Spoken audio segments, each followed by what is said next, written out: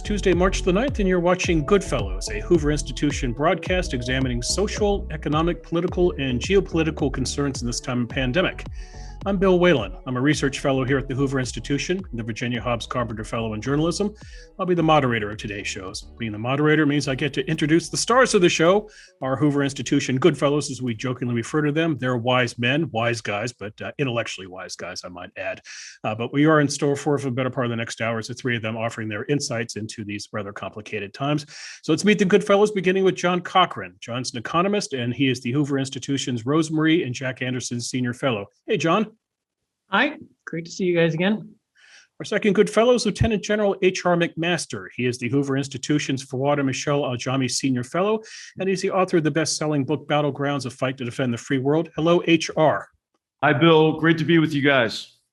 And our third good fellow, yes, he is back. Joining us again from his wilderness outpost is Niall Ferguson. Niall is the Hoover Institution's Milbank Family Senior Fellow. He is, of course, a renowned historian and author. His next book, Doom, The Politics of Catastrophe, is coming out in early May. You can pre-order it right now on Amazon. Better yet, you can order both Niall's book and Ayaan Hirsi Ali's book, Prey, Immigration, Islam, and the Erosion of Women's Rights. Niall, I say that because you two are a package, but also we're still basking in the afterglow of Ayaan's appearance, taking your place last week on Goodfellows. Be honest, my friend, did you miss us? I did, but of course it hurts to be eclipsed, and it's very difficult to come back. She's a hard act to follow. I'll do my best. Amen to that. She was a joy to have on, and please send along our best to her, Niall. A hat tip to John Cochrane for suggesting this week's topic, which is Endless Wars, Forever Wars, the Future of War, which tells me two things. Number one, John is, in addition to being a very brilliant economist, a big picture intellect who thinks about the world's conditions. Secondly, it also tells me as an economist, John is always looking to economize, and he wants to get a free tutorial from two rather brilliant global thinkers. So here we go. HR, I want you to get into the short-term outlook for Afghanistan, where the Biden administration might be headed with the May 1st deadline for troop withdrawal fast approaching. With that, America's role in projecting force around the world. Niall, I want you to get into the bigger picture here, which is the question of empires, great powers, and the relationship of wars to their existence. In this day and age, can there be such a thing as a Pax Americana if America has a moral obligation to be, in effect, the world's policeman? HR, let's start off the conversation. A week ago at this time, you appeared before the Senate Armed Services Committee. The topic of that conversation was global security, challenges, and strategy. When it comes to questions of going to war, HR, a call to arms, military intervention, does America have a strategy in place? If we have a strategy for going in, HR, do we have a strategy for coming out? In other words, what have we learned in the nearly 20 years since U.S. forces first entered Afghanistan? Well, I mean, it's a sad story on Afghanistan, Bill. Of course, what brought us into that war was the most devastating terrorist attack in history. We have to remember, sometimes wars choose you rather than the other way around. Or as the great philosopher G.K. Chesterton once said, war may not be the best way of settling differences, but it might be the only way to ensure that they're not settled for you. So, of course, that's what brought us into the war. We waged in Afghanistan a very effective initial military campaign, mainly enabling Afghan militias with air power, intelligence, and our tremendous special forces capabilities and units and soldiers. But that swift, light footprint victory didn't bridge into the consolidation of those military gains to get to a sustainable political outcome consistent with what brought us into that war to begin with, which was to ensure that Afghanistan never again became a safe haven and support base for terrorists who want to commit mass murder against us, again, on the scale of 9/11. And really inconsistent and unsound approaches to the problem set in Afghanistan over the last 20 years lengthened that war, made it much more costly than it would have been otherwise. Now, it was never going to be easy in Afghanistan. And we should remember, Afghanistan, again, doesn't need to be Denmark. It just needs to be Afghanistan. But, over the years, our strategy was inconsistent and I would say self-delusional. Sadly, that self-delusion is continuing today. I don't know if you've seen Secretary Blinken's note to Ashraf Ghani, in which he is essentially saying, well, we really need the Afghan government to conform to this peace agreement, when, of course, it's the Taliban that's violating that very weak agreement an agreement that we entered into the Taliban after making concession after concession and setting the Afghan government up really for an impossible situation. So, I think what's sad about the war there is that there's going to be a civil war and a humanitarian catastrophe unless there's a reversal of this policy and a recognition that the Taliban is not going to adhere to a more humane philosophy. They remain the brutal organization they are, and they are utterly intertwined with jihadist terrorist organizations, including Al-Qaeda. Mm-hmm. Can I ask HR? So I asked this show because I don't know enough about this stuff, and I get to ask you guys questions. We seem to be amazingly good at winning wars. Iraq, Afghanistan, just the U.S. military. Hats off to you guys. But then we seem to be terrible at the subsequent peace. Afghanistan, Iraq, Syria, Libya. I find it hard. Vietnam. I find it hard to think. Well, we didn't even try that one. I find it hard to think of a model where this has ever worked. So we could start small for Afghanistan, but is there a path to invading a country, especially one as weak and chaotic as Afghanistan, and then leaving? What would that path be? When has it ever worked? Help us out here on how America can win the peace. Well, it really depends on what your objective is, John. So I would just say that if you have a narrowly circumscribed objective, like in the Gulf War, right? Hey, give Kuwait back to the Kuwaitis, and that's all you care about. You can do that quite rapidly. Although it's worth pointing out that we had a sustained effort in the Gulf region after that to contain Saddam in the subsequent years, and conducted some major airstrikes against Iraqi facilities in the years after the Gulf War as well. But, I think that what's important to recognize is that unless it's a raid, John, like a raid is the military definition of a raid is an operation of short duration, limited purpose, and planned withdrawal. If it's not that, and you want to achieve a political outcome, the consolidation of gains is not like an optional phase, right? It's something you have to do. Well, and when you prepare for it, you can actually do it competently if you have the degree of agency you need, you and like-minded indigenous partners, typically. There have been, of course, some significant studies about this. One is Nadia Shadlow, who's a visiting fellow here at Hoover. Her book called War and the Art of Governance shows from a historical perspective, hey, we've always had to do it. And in the conclusion of her book, she calls it American denial syndrome, that we always think, okay, we're not going to have to do that next time. Well, we've never been able to never do it again. and even for, when in retrospect seemed like relatively easy military operations, like the invasion of Panama, for example. I mean, there was a lot of work to do on the back end of that to consolidate those gains and transition to a post-Noriega government in Panama. So Dominican Republic in 1965. You can just every example of an intervention required a consolidation of gains. Now, the point that you made, John, in one of our exchanges recently was that, hey, we still have 28,500 troops in South Korea. Yeah, I mean they're consolidating the gains made there after the invasion in June 1950. And so there really aren't short-term solutions to some of these longer-term problems. Well, not to mention Germany and Japan. The United States, of course, has won the most important pieces, even if it's lost some less important pieces. But one must bear in mind that this whole debate is now such an old one that I'm feeling almost geriatric listening to it. I first started to write about this stuff 20 years ago, around about the time of 9/11. I'd written about the problem of American foreign policy before it happened during the Bill Clinton presidency. And I'm going to throw out my framework that I developed, thinking about why it was all going to go wrong, particularly in Iraq. I think Afghanistan actually, as HR says, went well at first. But when I came to put this into a book form in a book called Colossus, which had as a subtitle The Rise and Fall of America's Empire, the argument I made was that there were three deficits that ensured that it would be very difficult for the United States to behave in the imperial way that, say, Britain had behaved in the 18th and 19th centuries, that even if there were some neoconservatives who wanted to talk in imperial terms, it was all going to go wrong.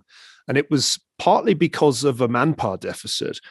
Americans don't really want to go and spend long periods of time in hot, poor, dangerous countries, hence the sort of relatively short tours of duty that characterize American military interventions.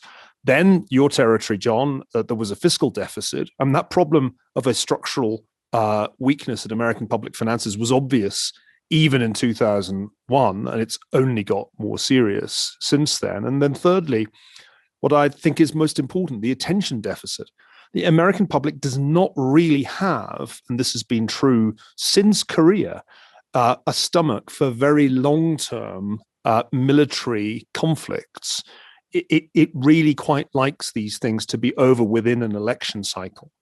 And those three deficits, I think, help to explain why things in Iraq and Afghanistan did not produce the kind of wonderful outcomes that some neoconservatives envisaged back in 2003.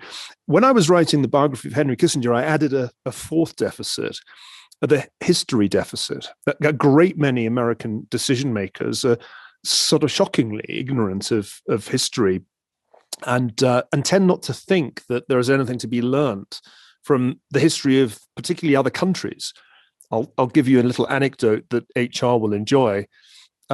About 2004, I got an out of the blue email from a group of junior officers in Iraq.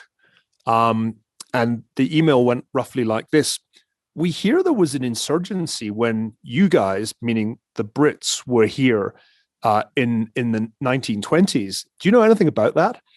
And it was clear that almost nobody in the sort of senior decision-making echelons had given any attention at all to the British experience in Iraq, and the the insurgency and the counterinsurgency that it necessitated actually bore quite striking resemblances to what happened in 1920, except that in 1920 it was much easier to run Iraq because the population was much smaller relative to the British military presence, and of course they were much better armed in 2004. So I think the history deficit may be the most important of all the deficits. Last anecdote, when I was writing volume 1 of Kissinger, I had to delve into Vietnam.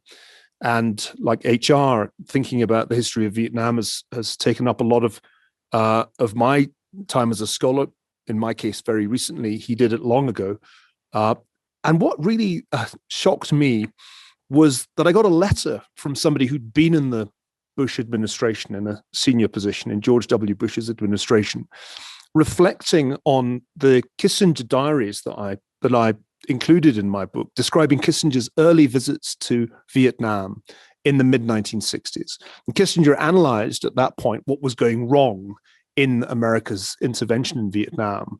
And the person who wrote to me, whose identity I won't reveal, said, as I was reading your quotations from Kissinger's mid-60s letters from Vietnam, I had a terrible recognition that we had made exactly the same mistakes in Iraq. And the fact that that was a revelation to somebody who'd been in a position of real seniority in the Bush administration, I found that absolute vindication that the history deficit is a structural problem in the way America approaches its interventions. Sorry, John. I'm going to ask questions, so go ahead. I was just going to expand on Neil's comment about, what I think was willful ignorance during the invasion of Iraq by a number of people who deliberately neglected our history because they believed that war had changed fundamentally, and that the so-called revolution in military affairs of the 1990s demonstrated during the Gulf War and then expanded on with new technologies, emerging technologies associated with assured communications, satellite imagery, precision strike, and so forth. that had fundamentally changed the nature of war, such that future war could be waged quickly, cheaply, efficiently, mainly at standoff range. And what this neglected were continuities in the nature of war. That war is fundamentally political, and therefore you have to achieve a sustainable political outcome. War is fought. People fight. People use violence for the same reasons Thucydides identified 2,500 years ago: fear, honor, and interest. And if you're not addressing what's driving that violence, you're treating only the symptoms, which we did in Iraq as an insurgency coalesced and gained strength over time. And then war is uncertain. The future course of events depends not just on what you decide to do, like leave Iraq later in December of 2011. Your enemy actually has a say in the future course of events. And they just don't say, well, I guess the war's over, the Americans left. I mean, actually, they have ambitions of their own that really can place at risk our interests, as we saw ISIS do in Iraq. And I think as we will see the Taliban and jihadist terrorists do if we do just head for the exit in Afghanistan. And then finally, as Neil alluded to and you alluded to, John, war's a contest of wills, right? And if American leaders, if the president in particular, is not explaining to the American people what they need to know, hey, first of all, what is at stake? Why do we care about this? And second, what is a strategy that will deliver a favorable outcome at an acceptable cost? And I will tell you, American leaders across multiple administrations haven't done that on Afghanistan. I mean, we have a paltry number of troops deployed overseas. I mean, it's 2,500 troops, right, in Afghanistan. Now, we're at a very low level of commitment as we support Afghans who are bearing the brunt of that fight. By the way, I think most Americans don't know there are more European troops in Afghanistan now than there are American troops. So I really think this is really self-generated, this clamoring for withdrawal, and that we can't sustain the effort because the effort is actually small from a relative perspective, from a historical perspective, and just in context of the history of those conflicts. Well, let me push back on both of you guys, because yes, it's small, but it's taken a long time. And I think, HR, there is a difference between war. We're great at going in and unseating a power. What we're not great at is then the counterinsurgency, then establishing something that lets us leave. Now, you said something about raids early on. There's a case for raids. There's a case for this regime has to go, and we don't mind if we leave chaos in its wake. We're going to take it out. But it would be a lot easier for America to do that if we know how to leave and leave something in place. Now, Neil, you mentioned Germany, Japan, and North Korea, which are cases where it worked. Sorry, South Korea. South Korea, the next one to come. But those troops are there mostly to counter an external threat, not to counter an internal threat. And the usual story told, at least to rubes like me, is that that worked because those places had institutions of civil society going that could be turned on to run again. And the problem in Iraq is that there were no institutions of civil society, or to the extent that there were, we went in as complete ingenue, thinking that we would just run an election and then somehow it would look like Jeffersonian democracy when it came out, forgetting that you need a court system, you need police, you need property rights, you need a population used to discussing a political thing and not militarily. Mm-hmm. So that, from my point, I'll ask you guys if that's wrong. But and in World War II, after World War II, we kind of blinked a little bit about so we did have war crimes trials for the top end, but the local mayor, when it came time we need to rebuild this place, well, okay, you might have been a bit of a Nazi in the past, but we're going to leave that in place. Whereas we blew up what structures there were in Iraq and didn't allow them to build on that. So how do you not just view this as endless counterinsurgency, but how do you build institutions of civil society? Seems to be the question, the precondition to letting you leave. Why don't I go first? It strikes me that it's hard to make comparisons. True, West Germany as it emerged and Japan after 1945 were far more advanced economies and societies than, say, Vietnam, South Vietnam, or for that matter, Iraq. On the other hand, they were in utter ruins. at the end of World War II. And it's easy to forget how totally the established institutions had been wrecked, not just by air warfare, but by the regimes, the Hitler regime and the nationalist regime in Japan. So I think it's worth bearing in mind that the task in the late 1940s in those countries was in many ways just as daunting as the task that the US confronted in Iraq and Afghanistan. I'd also say that South Korea bears a much closer resemblance. One forgets, because South Korea has been such a success story, how dirt poor it was when finally the war ended and Korea was partitioned. But South Korea is in some ways the poster child of a successful rising from the ashes, and the US military guarantee was a vital part of that. One must also remember that the South Korean regime was an authoritarian regime for decades before democratization proved possible. But when you look at the economics, it's actually the miracle of miracles, really. Mm-hmm. And I think it illustrates a critical point that I used to spend a lot of time discussing with the late John McCain. It needed the duration of American commitment for the institutions to bed down. And because we ceased to be able to make that kind of long-term commitment after Vietnam, well, I should really say during Vietnam, because the decision to kind of not make that commitment was made in the late 60s and early 70s. I think because we now more or less explicitly make our commitments time limited, there's a kind of obvious advantage to the other side. You can wait the US out. And I remember you may recall this in 2008, John McCain on the campaign trail got into an argument, as he was wont to do, with someone at a town hall and said it was a rash thing to say, that he didn't really mind if US troops were going to be in Iraq for 100 years. But it was kind of true that if you were serious about building institutions in countries like Iraq and Afghanistan, it wasn't going to be doable in 4-year or 5-year timeframes. Of course, nobody wanted to hear that. And I think it was a perfect illustration of how fundamentally hostile American political culture is to the idea now of any long-term commitment, whether you call it empire or give it some other much more acceptable name. Americans don't want that kind of engagement. And it's striking, isn't it, that we've had various flavors of disengagement offered to voters.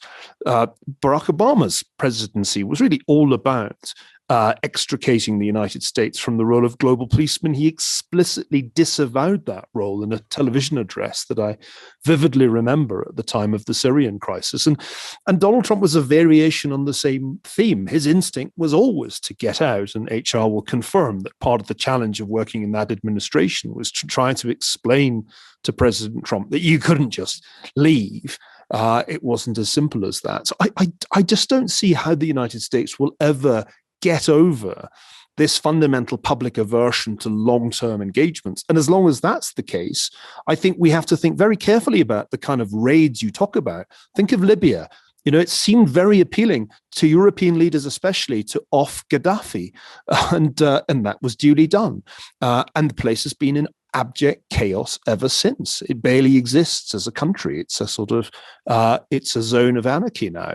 And I think that's a warning to us not to think of raids, short-term interventions, Absolutely. As conducive to problem solving. Well, I often think of when our politicians announce the troop withdrawal schedule, which I remember from the Vietnam era as well. I think of, did Eisenhower announce when he was going to take troops out of Germany? No, he announced the goal, and we're going to take troops out when the goal is done. We don't seem to announce that goal. But I want to push on this for both of you guys. So let's compare South Korea and Iraq. And throughout, yes, we don't insist on democracy. We just want something there. And we're willing to work with an authoritarian or strongman regime for a while. And then, as we did in Korea, hope and push them to liberalize. But that's our go-to strategy is work with the local government, strongman, whatever. But most of our strongmen aren't very strong, and they are not able to get the cooperation of their own population. which the South Koreans seem to be able to do. And so we're constantly propping up people who are not just authoritarians, but are also hated in their own country and ineffective and weak. And so there's a constant civil war going on. And so that system doesn't necessarily seem to work. Yeah. It doesn't work in every context, clearly. And I think the issue that interests me is, well, where do we go from here? My sense is that the United States, certainly the American public, has no appetite for new interventions. But what if? But South Korea. Let me finish off. Sorry. Let's take a. Sorry, please go ahead. Let's look ahead. And what if we hear tomorrow that China has imposed a blockade on Taiwan? What will happen then?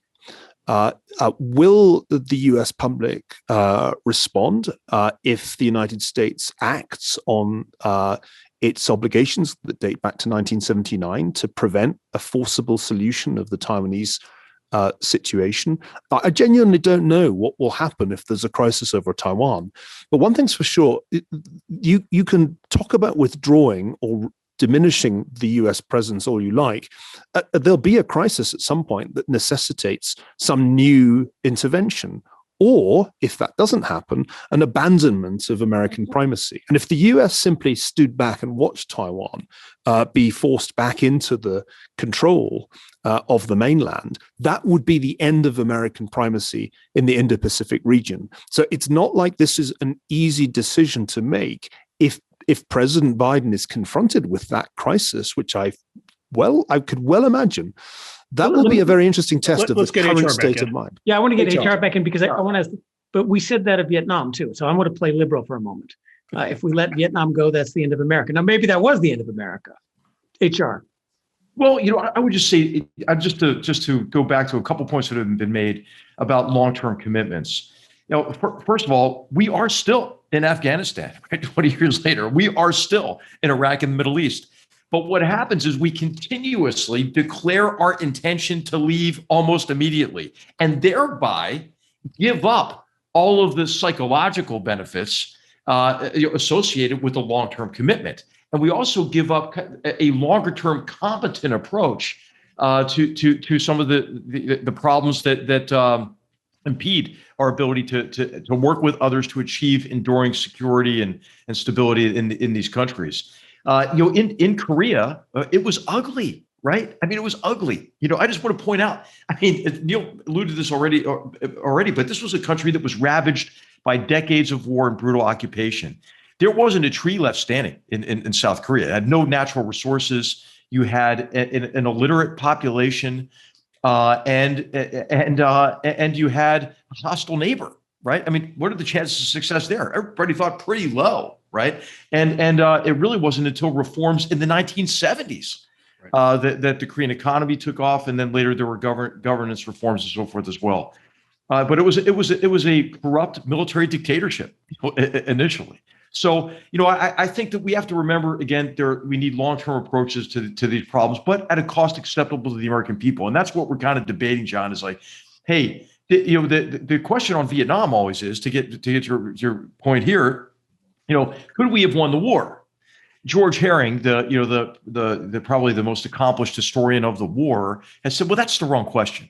The question is, was the war winnable? However you define that, right? Which would be maintaining or guaranteeing the freedom and independence of South Vietnam at a cost acceptable to the American people. And I would say that an incompetent strategy and fundamental dishonesty on the part of Lyndon Johnson sowed the seeds for the lack of popular support. In fact, the opposition to the war, as it reached the highest level during the Tet Offensive in 1968. So, I think that we have to ask the right questions, right? We have to consider that. It certainly is the point that Neil's making is, in a democracy, you get the level of effort in war and the willingness to sacrifice consistent with what the public will bear. And that's okay. That's the way it should be in a democracy. But I would say for leaders that will is not static, right? That will it can be influenced by a leader who explains what's at stake. And I don't see people clamoring now for the withdrawal of 2,500 troops from Afghanistan? How many Americans really care about it, even know what the heck those 2,500 troops are doing? I think this is largely self-inflicted. But and it's to push back. Are those troops actually achieving a goal? We've been at this 20 years and it's a slow retreat. It strikes me that the issue is not so much the time commitment you're asking of Americans, but that there has been no strategy. There's been no articulated goal, a limited achievable goal. We're in Afghanistan to do X, and we're going to do what it takes to get X. And furthermore, the goals that have been articulated, at least to me, a non-expert in foreign policy, strike me as fables. Our goal is to get the Taliban and the government to sit down and work out a power-sharing agreement where everybody takes turns singing Kumbaya.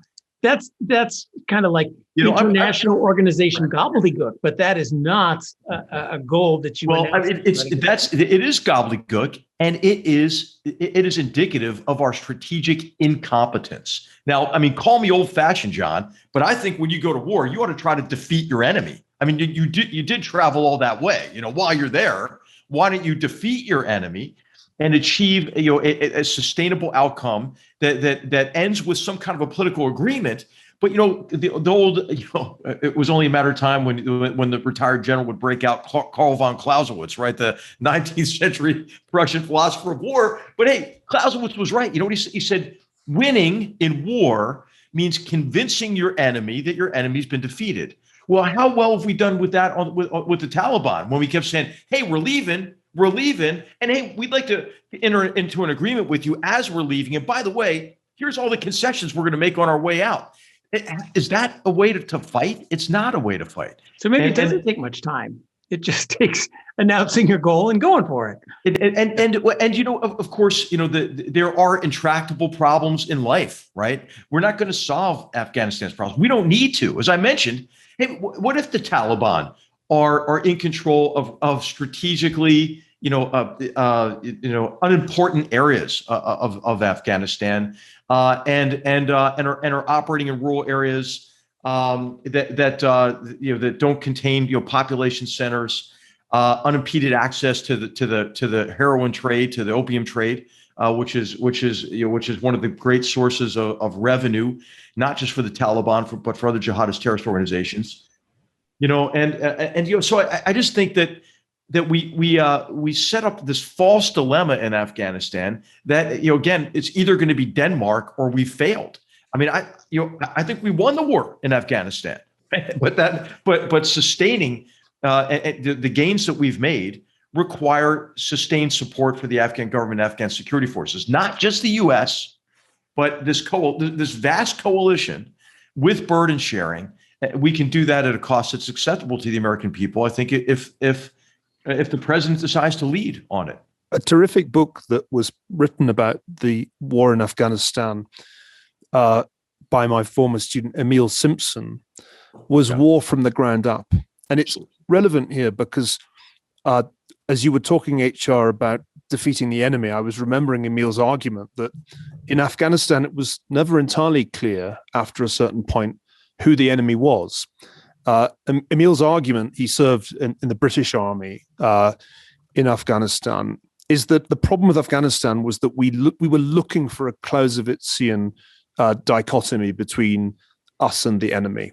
But many times our actions created the enemy, because in reality, Afghan society was an extraordinary kaleidoscopic complex of factions and tribes.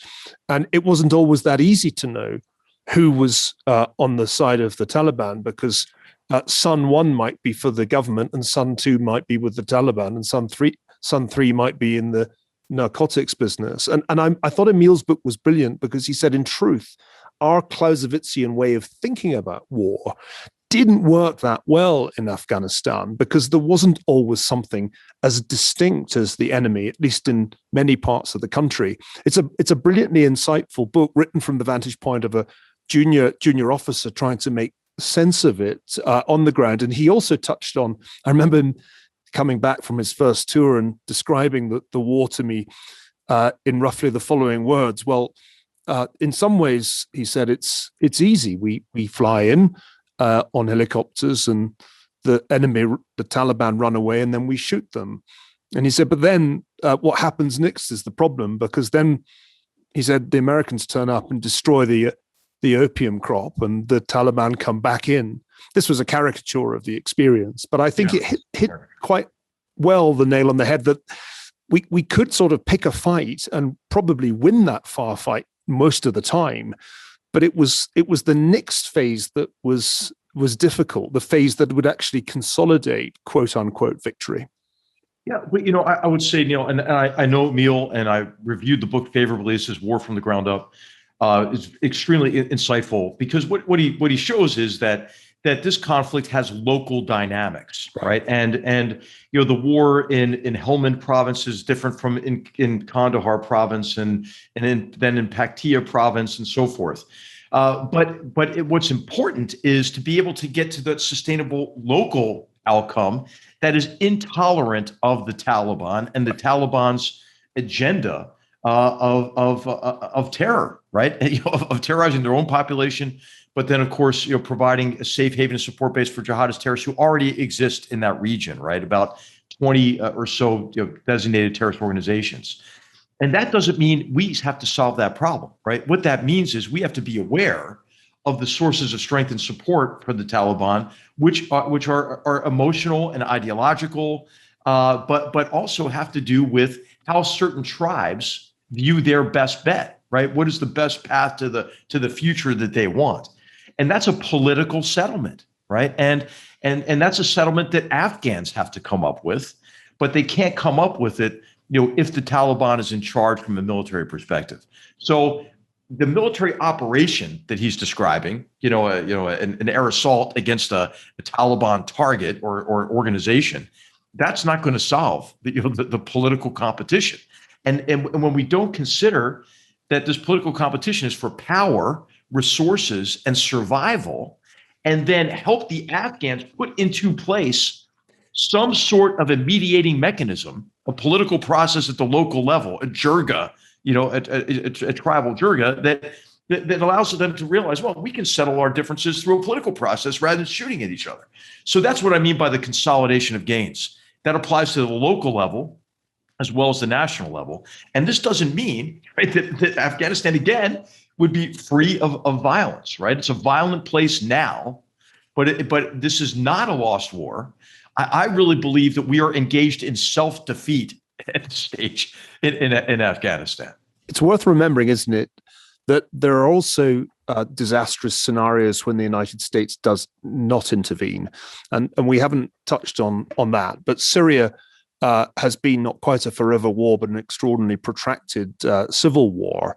And the United States basically took the decision not to intervene in that conflict. That has not produced great outcomes. I think there's a very common pathology in discussions of foreign policy in the United States to say, well, all problems arise from American intervention.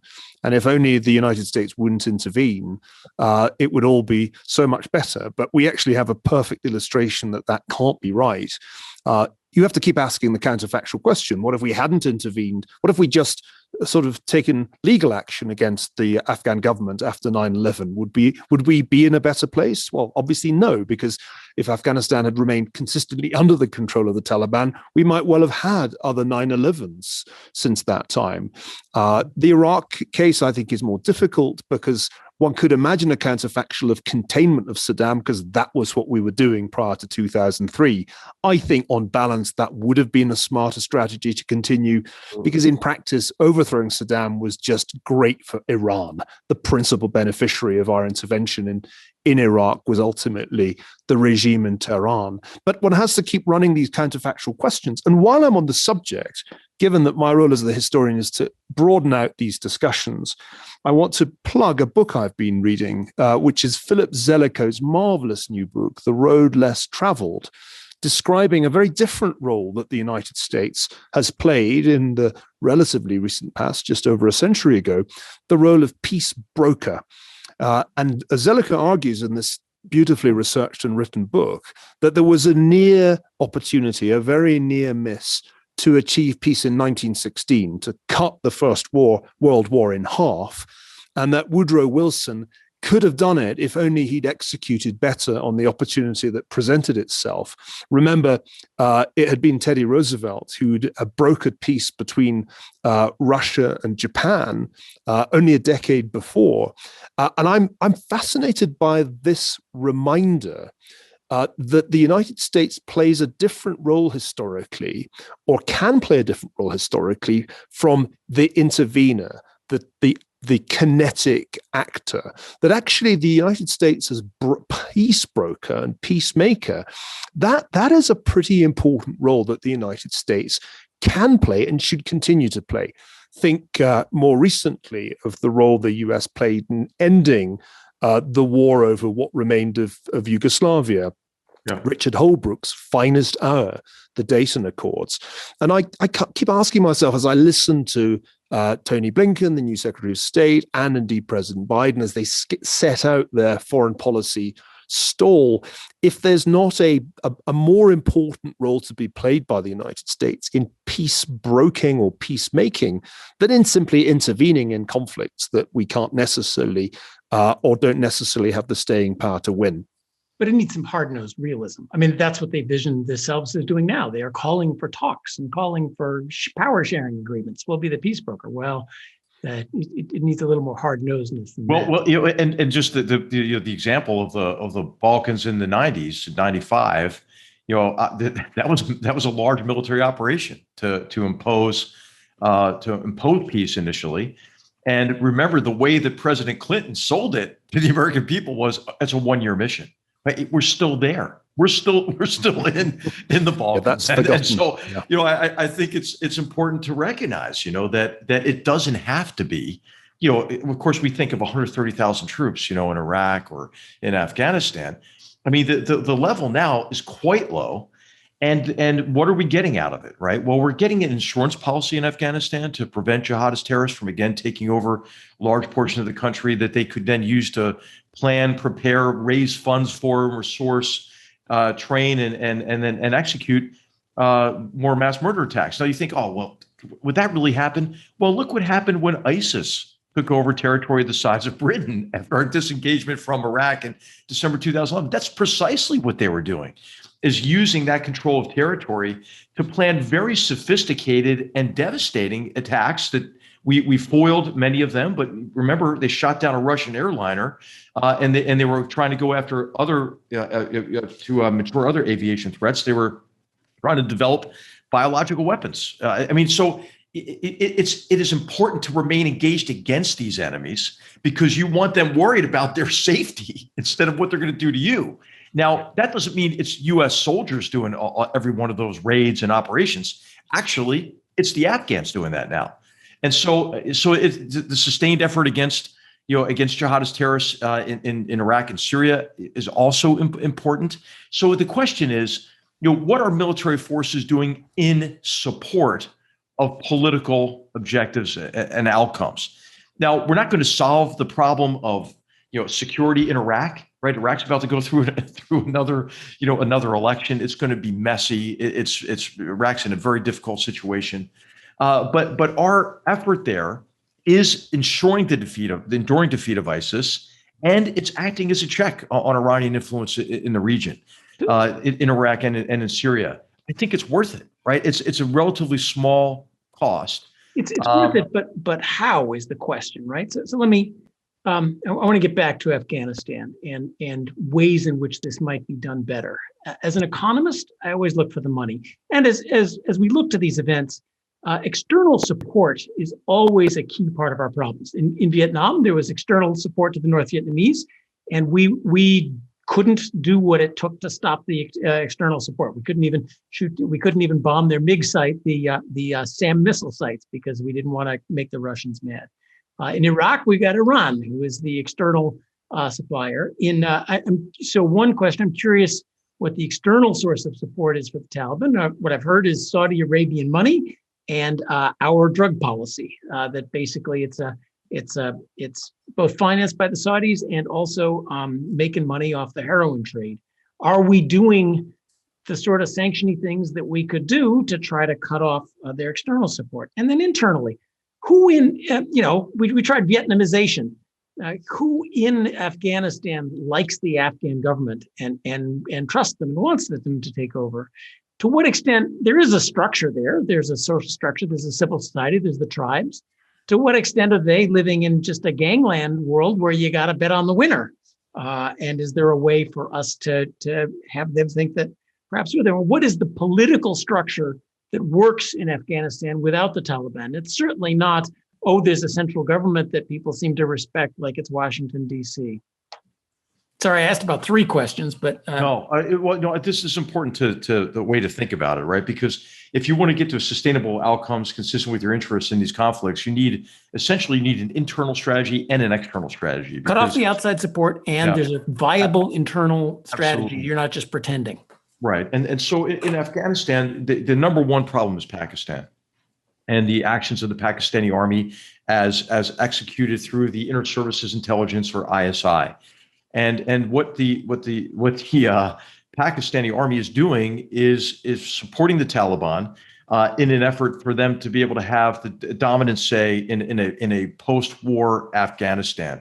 The reason they want this is twofold. One is that 2/3 of the Pashtun population, and the war there is primarily an intra-Pashtun civil war in Afghanistan. 2/3 of that population is in Pakistan. And should there be a resurgence of Pashtun nationalism, that could be the first step in the dismemberment of Pakistan.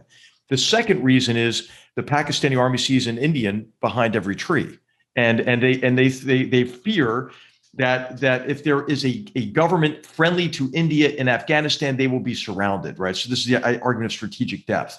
Well, we could do a lot more, I think, to convince the Pakistanis the best way to accomplish their objectives in Afghanistan is through diplomacy, rather than perpetuating violence and continuing to allow this terrorist ecosystem to exist along the Afghanistan-Pakistan border that is a threat to all humanity. But we've been inconsistent with the Pakistanis. I mean, this has been the most astounding case of serial gullibility I've ever seen in my life with the Pakistanis. Because what the Pakistanis do is they give you the speech. I wrote about this in the book. If anyone wants to read this, just read what every Pakistani leader tells you. And I'll tell you, so many Americans fall for it because of ego. They convince themselves, these are generals and admirals and ambassadors, hey, I'm going to be the person that really convinces Pakistani leadership to fundamentally change their behavior. And the Pakistanis encourage that conclusion. So, external support is extremely important to address as part of getting to that sustainable outcome. And then internally, there are mediating mechanisms, across Afghanistan. These are the tribal lawyer jirgas, and they work. And there is a legislature in Afghanistan that functions. There is a government that is not universally loved, but I'll tell you, it's a heck of a lot better than the previous government. And no matter, it was an ugly election, but it was an election. Those who now are saying, hey, let's come up with a different government, that includes the Taliban. How about that? Well, what kind of process is that based on? It's not based on any Afghan process. It's the United States advocating for the Taliban against the Afghan government. And the Taliban is not popular, right? People remember what it was like to live in that hell from 1996 to 2001. So we're actually acting as our own worst enemy in Afghanistan when you look at really what has to happen internally and then what the drivers are externally. I'd like to jump in and ask a question to HR and Neil. HR, what are we training for when it comes to war right now? And I'm not talking about the Navy and the Air Force, the death from above guys. I'm talking the Army and the Marines, the boots on the ground guys. What war are they preparing for? And what have Afghanistan and Iraq taught us about fighting war? And then, Neil, I'm curious as to how the British Empire approached this question in the lull in the second half of the 19th century, preparing for the First World War. You've written about the pity of the war, and part of the pity or the tragedy would have been that the British forces went into World War I using 19th century tactics. So HR and Neil, jump in with that. Yeah. And also the end of the British Empire, I think, bears on this question of how do you leave? Yes. What do you go first, Neil? Well, I'll happily go first. It seems to me that the key thing to think about here is how far the United States is in fact in a similar situation to the British Empire in, let us say, the 1940s. And this is where I want to actually throw the ball back in John's direction. Because the debt levels that we now are contemplating are close to, if they haven't already exceeded, the debt levels at the end of World War II. So you're looking at a federal debt in public hands of around 100% of GDP. And the Congressional Budget Office latest figures indicate that proportion could double in the next couple of decades on current policy trajectories. And I guess the question that I'm always interested in is how far there's a rule that says when your interest payments on your debt exceed your defense expenditures, it's game over for your empire or for your great power status. Now, the US is not there yet, not least because interest rates have been at an astonishingly historically low level in recent years. But the CBO expects rates to go up, and so it seems to investors. So this is a chance for John to show us his mettle. How far is the United States entering a meaningful period of fiscal overstretch, similar to that Britain found itself in the mid-20th century, when the point is reached that you actually have to unwind your overseas commitments because domestic priorities, not least paying the interest on the debt, simply crowd out your global ambitions. So yeah, I think I have an economics question here for John before we get to HR's question about what kind of war we have to fight next. If I'm right that we're in this kind of condition of fiscal overstretch, we might not be in a position to fight a next war because we might be too fiscally constrained. John? Well, I doubt that, in fact, because defense is remarkably cheap. What are we spending on defense now? 3% of GDP? Our deficit 3.4 at the high end. It's 3.4, I think, right now. We just borrowed 20% of GDP to send checks to voters. Our fiscal problem is our domestic entitlement state and our unwillingness to charge middle class taxes to pay for it. And that defense is just a kind of a drop in the bucket. Now we have, as you've seen, when you're in a domestic entitlements fiscal crisis, everything gets cut. They don't fix the potholes. They don't do the defense. But it's certainly within the U.S.'s fiscal capacity to double or triple military expenditure. The UK, it ran into trouble because it couldn't finance World War I and World War II. But unless we're talking about World War III with China, it's just not that expensive. Furthermore, we're kind of edging towards when the Romans and the British ran an empire, they made money on their colonies. And if the U.S., as was discussed in Iraq, if maybe we had a UN protectorate or something of the sort, one should be able to bring tremendous prosperity to a country that the U.S. basically runs. Imagine a free trade zone between Iraq and the U.S. There's immense amounts of prosperity on both ends. So the idea that it necessarily needs to be a money-losing project isn't obvious. So I don't think we are constrained by fiscal things. I think our fiscal choices. I think we will choose to spend 20% of GDP on checks rather than 1% of GDP on defense, and but that's a failure of will rather than a failure of budgets. Just a tiny point of detail that might be of interest to listeners. The CBO says indeed that we're spending 3.4% of GDP on defense and a mere 1.6% last year on net interest. But if the CBO is right, that number on net interest will rise above 3.4, i.e. above current defense spending in 2034. And the lesson of the history of past empires is that when you get to that crossover point, that servicing your debt exceeds what you're spending on national security, you're probably a power heading for the exit. HR, what's the next war going to look like? I don't want to. We are headed for a fiscal calamity. It's just the defense this kind of defense, a non-great power thing, is a small part of that fiscal calamity. Yeah. HR. Well, on the next war, you hope you don't have one, right? So I think what's immensely important is for us to continue to deter by denial, essentially convince potential enemies that they can't accomplish their objective through the use of force. And I think your comments earlier, Neil, allude to the point that it's really your military capability and your capacity, the size of your force. It's times your willingness to use it is what would deter something like a cross-strait invasion of Taiwan by the People's Liberation Army, for example. That could be the beginning of a disastrous war. And one of the reasons why we have experienced surprise oftentimes and then had to respond with military forces having been surprised is that we tended to not believe our enemies and what they said they would do. For example, Osama bin Laden declared war on the United States in the early 1990s. We're like, oh, who's that guy? Well, then he bombed the World Trade Center with a truck bomb a few years later, and then bombed our embassies in '98, and continued to say he wanted to commit mass murder of Americans. We didn't take him at his word. In 1950, the last U.S. troops leave South Korea under the theory that this is peripheral to our interests, right? And just a couple months later, the North invades, and we're in a war, a 3-year-long war, costly war on the Korean Peninsula. So I think it's important for us to maintain our deterrent capability, but I think it's also really important when first of all, you can't go wrong when you're thinking about future war to consider how Sir Michael Howard, the late Michael Howard, taught us how to think about war in width, depth, and context, and probably I think the best essay ever written on military history, the use and abuse of military history. And in that essay, he also says, hey, you're never going to get it right.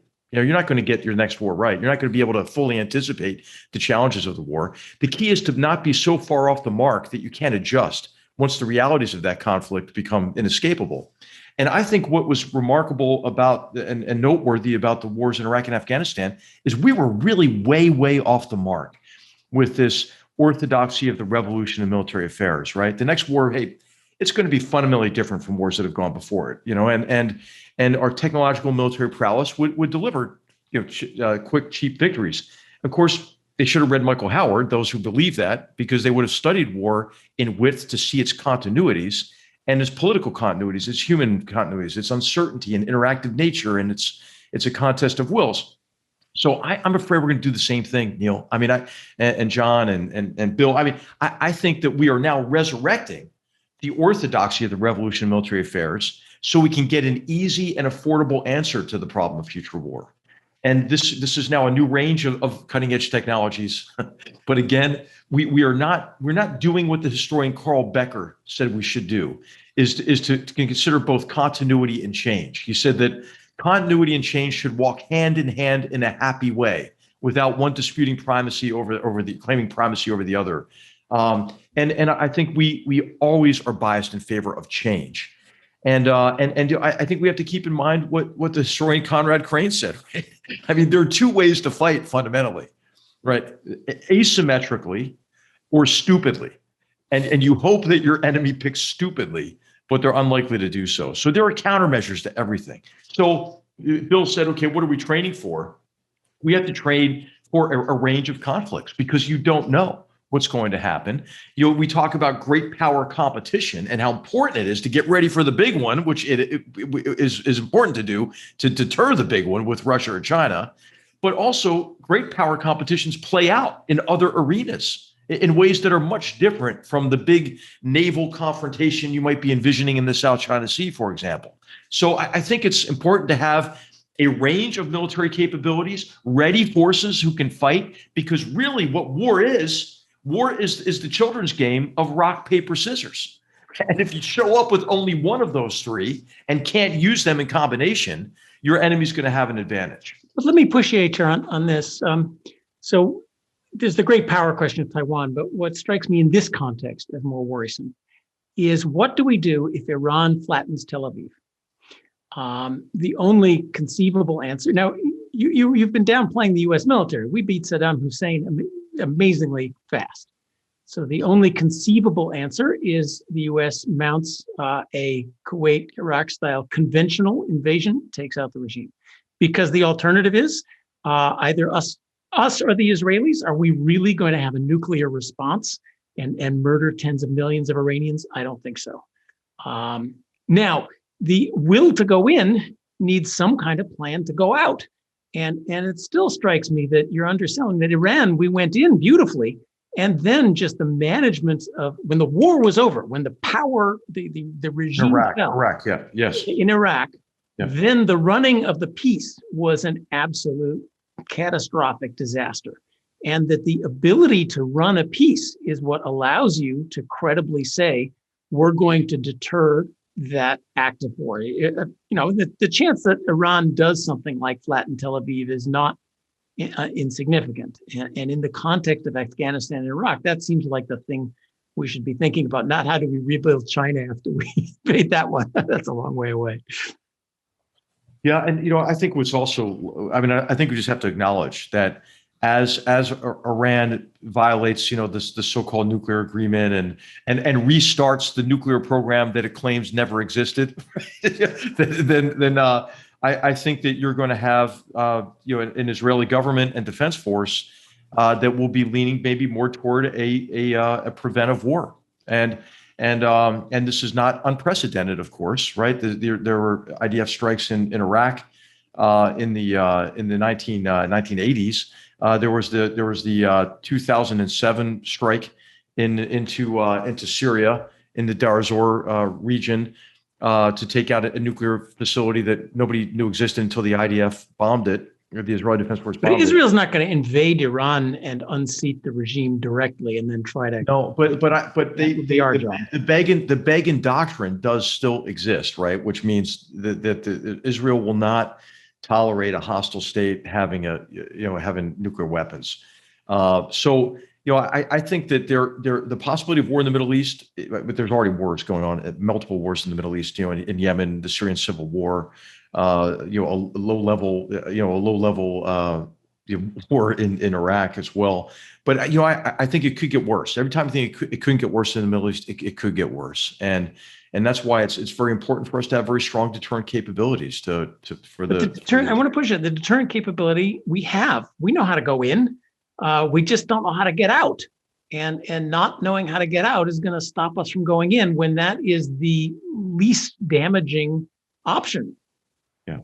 Well, it depends obviously on what the context is, right? I mean, with the right threat, you can generate the will to do, what's necessary. I mean, the calculation that Imperial Japan made in 1941 was that the United States would not stomach the cost necessary to penetrate the inner island chain and threaten Japan directly. They're wrong about that. The miscalculation that the Kim dictatorship made in North Korea was that the Americans won't stomach what it would take to defend South Korea. They're wrong about that, right? So I think what the dilemma we often have is that we are unwilling to maybe anticipate dangers and take the appropriate actions to deter them or to prepare for war, and then once we're surprised, we have a hard time mobilizing what's necessary because we haven't prepared for it in advance. So I think you never get to prove a negative, right? You can't say, okay, who knows what wars we've prevented, right? By prepared, ready, forward position military forces. But I think they're more important today, really, than really at any time since the end of World War II. And I think you can make the argument it worked, right? I mean, there hasn't been a great power war, for over 75 years. And I think that one of the reasons is forward position capable U.S. forces as part of strong alliances, and I think it still works, and we would abandon that deterrent posture, I think, at our own peril. Okay, gentlemen, wars may be endless, but this broadcast is not. So the witching hour approaches. I'd like to end this with one last question to all three of you, as we pride ourselves in being a forward-thinking broadcast. And here's the question. This month marks 18 years since the U.S. Entry into Iraq. This fall is 20 years since the U.S. went into Afghanistan. If we look ahead 18 to 20 years from now, gentlemen, answer the following. Number one, will we have relived the Iraq-Afghanistan experience in another country? Number two, fiscally, can this country fight wars 18 to 20 years from now? Number three, HR, strategically, will we have a strategy in place to fight wars? And then finally, given that political leadership with each passing generation becomes less and less directly involved in the military, will we have political will, public will to actually fight war? So, John, why don't you kick it off and maybe go from the fiscal angle? Do you think 18 to 20 years from now we can afford to prosecute wars? Yes, if we want to. Again, we're not talking about 40% of GDP expenditures. The question is, will we want to? And fundamentally, does America have the will? Do we believe that we stand for something that's important in the world? And I see that in our current zeitgeist as being the thing that falls apart. And it's not the will to fight wars; it's the will to defend democracy, Western civilization, freedom as something useful and wonderful in the world. And who knows if we have that? Okay, Neil, take us 18 to 20 years from now. Talk about war. Well, if you believe the sort of mainstream prognosticators, by that time, the Chinese economy will be larger than the US economy. I don't necessarily subscribe to that view because a lot can go wrong in China, but that is certainly that's the base case that you'll get from most people who project out gross domestic product data. Right. And I think the big question really is going to be what happens in that region, not just Taiwan, but the South China Sea, as a richer, more technologically advanced Xi Jinping, because he'll still be in power, assuming his health holds up, decides to make the move. That will be the big test, because it will no longer be the wars of choice. This would be a war of necessity to maintain the position of the US, not just with respect to Taiwan, but with respect to the Indo-Pacific region generally. If we do not rise to the challenge, the Japanese will draw the conclusion that we are no longer the paramount strategic force in the region, and so will other countries. India will draw that conclusion, so will Australia. So I think that's the big showdown. The question is when it will happen. And our colleague Misha Oslin speculated that such a showdown could happen in 2025. I think Admiral Jim Stavridis has a novel coming out that imagines conflict rather further off in, I think, 2034. But I think that's going to be the showdown. And my fear, and I'll end on this note, is that the US is setting itself up fiscally to be unable to prevail. And I'll plug Philip Zeliko's work again. He just published an excellent essay with Bob Blackwell on the issue of our commitment to Taiwan. It is not encouraging. Recent war games have not been encouraging. So that's what to watch for. I think this could be the moment that will be America's Suez. If we blow it, if we either intervene and fail or simply back down, that will be the moment that Britain experienced in the Suez crisis. That will be the end of empire moment for the US. Okay, HR, you get the last word. Okay. I just want to first say that we're not an empire. The United States is not an empire. Yeah.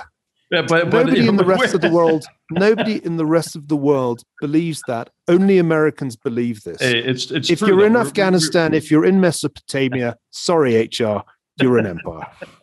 Hey, I would just say that your question on will we be strategically competent? I don't think so. And one of the reasons is we don't study military history or diplomatic history in academia anymore. And I think that's because of the unfortunate mistaking of the study of war for advocacy of it. And many people confuse, military history, the study of military and war with militarism.